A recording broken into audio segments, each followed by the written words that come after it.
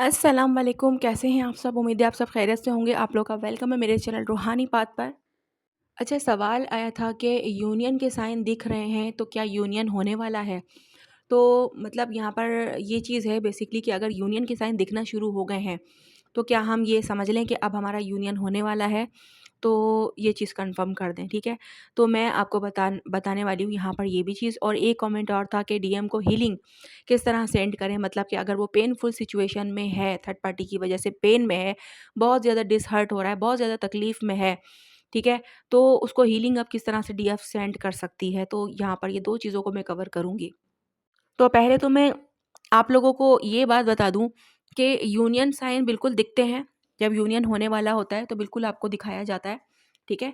लेकिन कभी-कभी आपका टेस्ट भी लिया जाता है, ठीक है? कभी-कभी ये यूनियन के साइन आपको एक एज़ अ टेस्ट दिखाए जा रहे होते हैं कि अब आप ये यूनियन के साइन देखने के बाद बैलेंस रहते हो या फिर वापस से पीछे हट जाते हो या फिर अपनी चीज़ों को रोक देते हो।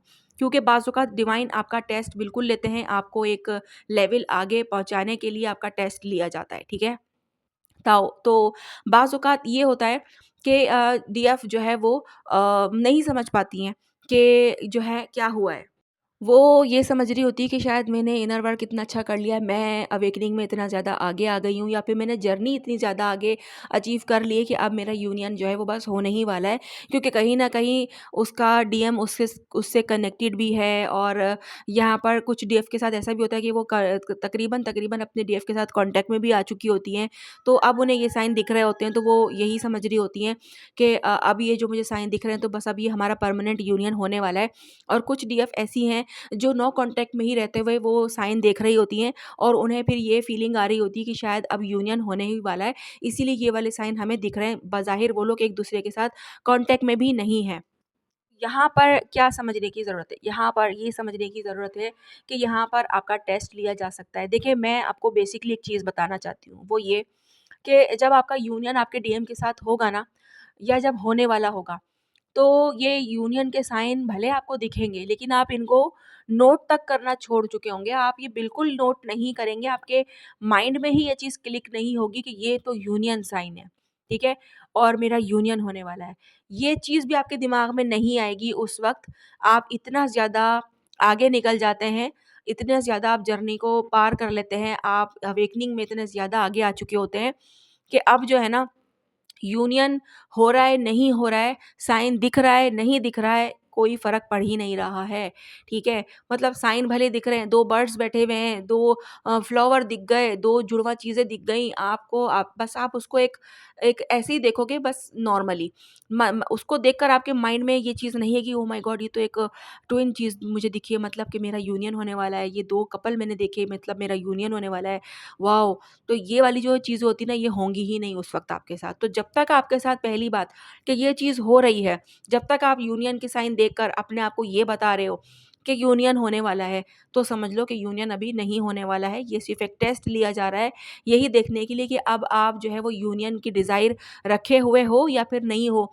मतलब कहने का ये है कि यूनियन की डिज़ायर ही नहीं रहती डीएफ के अंदर, वो इतना वर्क करके अपने आप को हील इतना कर चुकी होती है, इतनी हीलिंग पॉइंट पे पहुँच चुकी होती है कि उसके अंदर अब किसी किस्म का कोई पेन बाकी नहीं होता, किसी किस्म की कोई डिज़ायर बाकी नहीं होगी होती अपने डीएम को लेकर कि वो कब आएगा, वो कब छोड़ेगा थर्ड पार्टी को, वो कब मुझसे शादी करेगा, कब हमारी कहानी आगे बढ़ेगी, कब ये जर्नी मुकम्मल होगी। ये सारे सवालों से वो बहुत दूर जा चुकी होती है। उसने अपनी ज़िंदगी में इतना ज़्यादा अपने आप को बिज़ी कर लिया होता है और अपने जो सोल पर्पस होते हैं उसमें खुद को इतना इन्वॉल्व कर दिया होता है कि जनाब वो जो है ना, यूनियन वगैरह सब कुछ भूल जाती है कि होगा भी या नहीं होगा, ये सवाल भी उसके दिमाग में नहीं आते, ठीक है? तो जब तक ये चीज़ें आपके दिमाग में आ रही हैं, आपके दिल में आ रही हैं, मतलब कि अभी भी आप डिज़ायर में हो, आप वेटिंग एनर्जी में हो, आप वेट कर रहे हो, इसीलिए आप साइन देख रहे हो और आपको साइन दिख भी खुद भी दिख रहा है अगर, तो उसको देखकर आपको याद आ रहा है कि यार ये तो यूनियन साइन है और मेरा यूनियन होने वाला है। चलो इसका मतलब ये है कि मैं सही इनर वर्क कर रही हूँ और मेरा यूनियन होने ही वाला है। तो कहीं न कहीं वो चीज़ जो है ना, वो आपके माइंड में बिल्कुल रहेगी और वो फिर यूनियन को आपसे डिले करेगी। लेकिन जिस वक़्त आपके माइंड में यूनियन का कोई ख़्याल ही नहीं होगा, यूनियन साइन देखने के बाद भी आपको कोई फ़र्क नहीं पड़ रहा होगा, कोई आपको ये नहीं हो रहा होगा कि यूनियन साइन दिख रहे, नहीं दिख रहे, और सडनली आपका वहाँ पर यूनियन होगा। ठीक है? और ये सब सब अनएक्सपेक्टेड होता है, कभी भी एक्सपेक्टेड नहीं होता। ये बात आप लोग याद रखना। जब तक आपके दिमाग में है ये बात, जब तक यूनियन नहीं है, जब तक वो सिर्फ़ एक डिवाइन टेस्ट ही है, क्योंकि डिवाइन आपको आज़मा रहा था, देख रहा था कि इसको याद है या नहीं याद है। लेकिन याद है तो समझ जाओ कि टेस्ट में फ़ेल हो गए हैं, क्योंकि याद है यूनियन। ठीक है? डीएम से मिलना याद है। तो यहाँ पर टेस्ट हमने पास नहीं किया, मतलब अभी हमें और काम करना बाकी है, और खुद के साथ जुड़ना बाकी है, और डिवाइन के साथ अलाइन होना बाकी है। ठीक है? यहाँ पर ये चीज़ आ गई होगी आप लोगों को समझने में। ठीक है? और यही वजह होती है कि डीएफ कभी-कभी ये भी सोचती है कि यार इतने टाइम से मैं यूनियन साइन देख रही हूँ, मगर यूनियन हो क्यों नहीं रहा है? ठीक है?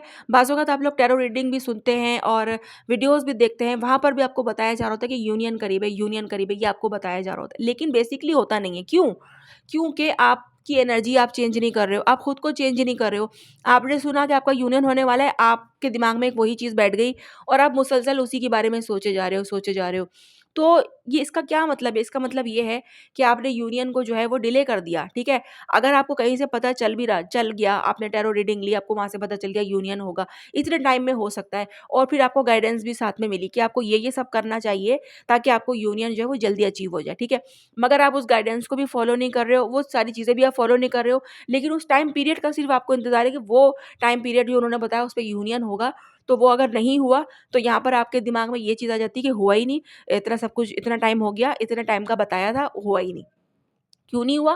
क्योंकि आपने बाकी की चीज़ों को भी फ़ॉलो नहीं किया, कहीं न कहीं आपने कोई न कोई ब्लॉक जो है वो रखा हुआ है, अभी भी अपने यूनियन के अंदर, इसीलिए वो परफ़ॉर्म नहीं हो रहा है, ठीक है? तो यहाँ पर ये चीज़ भी है, इसको भी समझने की आप लोगों ने ज़रूरत है।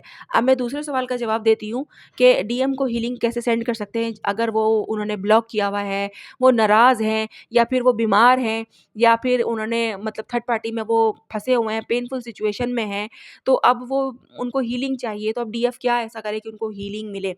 तो यहाँ पर मैं उन प्यारी सी डीएफ्स को ये बताना चाहती हूँ कि जनाब, जो हो रहा है उसे आप होने दें, क्योंकि वो उनके कर्मों का फल है, वो उनका कर्मा है, ठीक है? वो जो है अगर थर्ड पार्टी की वजह से ख़ास तौर पर पेन में है, तो वो थर्ड पार्टी उनका कर्मा है, थर्ड पार्टी के साथ उनका कर्मा बाकी है, तो उस पेन से उनको जो है वो गुज़रना पड़ेगा, बिल्कुल उसी तरह जिस तरह आप गुज़री हो। लेकिन अब हीलिंग कैसे सेंड की जाए? तो उसको आप ये कर सकते हो कि उसको ब्लेस करो, ठीक है? उसको ब्लेसिंग दो, उसके बारे में अच्छा-अच्छा सोचो, जो भी आप इबादत करते हो, आपका जो भी रिलीजन है, उस हिसाब से आप जो भी जो है वो इबादत करते हो, उसमें उसके लिए दुआएँ माँगो, उसकी जो है वो जर्नी में आसानियों के लिए दुआएँ माँग के आप उसके लिए हीलिंग सेंड कर सकते हो, और दूसरा कि उसको इस तरह से हीलिंग सेंड कर सकते हो कि उसके बारे में अच्छा सोच के और उसको अपने साथ फ़ील करके, ठीक है? उसको हीलिंग मिलेगी। आपके बारे में आप उसके बारे में जब पॉज़िटिव सोचोगे तो उसको हीलिंग मिलेगी। लेकिन ये वहाँ पर डीएफ को अलाउड है करना, जहाँ पर उसका पर्सन जो है यानी कि डीएम है, वो उसकी वर्थ भी समझ रहा है। ऐसा नहीं है कि वो तो उसकी वर्थ समझ रहा ही नहीं है, थर्ड पार्टी में फँसा हुआ है, चाहे वहाँ पर जो है वो कुछ भी चल रहा है, उसके साथ कुछ भी हो रहा है। लेकिन डीएफ को वो वैल्यू नहीं दे रहा, डीएफ को कुछ समझ रहा ही नहीं है, और डीएफ यहाँ पर सोच रही है कि मैं उसको हीलिंग सेंड कर दूँ। तो वो हील होके वो थर्ड पार्टी में घुस जाएगा दोबारा, ठीक है? लेकिन ये हीलिंग वहाँ पर सेंड की जा सकती है, जहाँ पर आपका डीएम एटलीस्ट आपकी वैल्यू समझ चुका है। उसने आपको चूज़ ना करके किसी और को चूज़ किया है, और वहाँ पर वो परेशान हो गया है, पेन में आ गया है, इस चीज़ का एहसास उसको हो गया है। फिर आप उसके लिए ये चीज़ कर सकते हैं कि आप उसको हीलिंग सेंड कर सकते हैं, क्योंकि एटलीस्ट वो आपकी वैल्यू तो कर रहा है, इतना अवेकन वो हो गया है कि वो आपको समझ पा रहा है, ठीक है?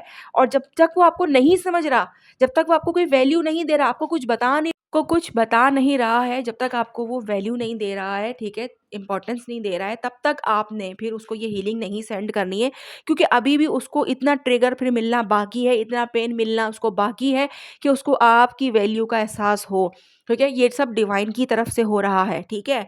तो यहाँ पर आप लोगों को मैंने यहाँ 2 कंडीशंस बता दी हैं कि कहाँ पर आपको हीलिंग सेंड करनी है, कौन-सी वाली डीएफ सेंड कर सकती हैं अपने डीएम को, और कौन-सी वाली डीएफ जो है वो नहीं सेंड कर सकती हैं।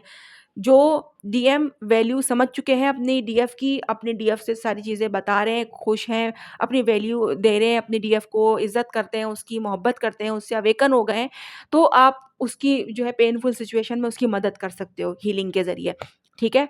लेकिन वो डीएम जो पेन में तो हैं लेकिन आपकी वैल्यू नहीं कर रहे, आपकी इज़्ज़त नहीं कर रहे, आपसे कोई चीज़ शेयर नहीं कर रहे, आपको कुछ समझ रहे ही नहीं है बेसिकली।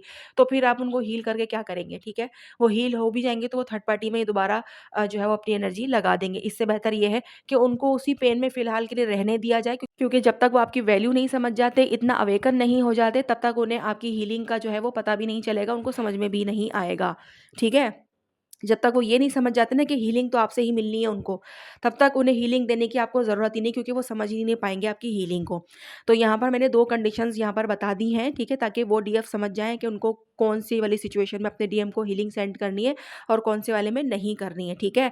तो आई होप आप लोगों को समझ में आ गया होगा मैंने क्या समझाने की कोशिश की है। नहीं कुछ समझ में आया हो, कोई और सवाल हो, आप लोग कमेंट बॉक्स में पूछ सकते हो और मैं आपको बताने की पूरी-पूरी कोशिश करूँगी, ठीक है? जब तक के लिए आप लोग जो है वो मुझे इजाज़त दीजिए। अल्लाह हाफ़िज़।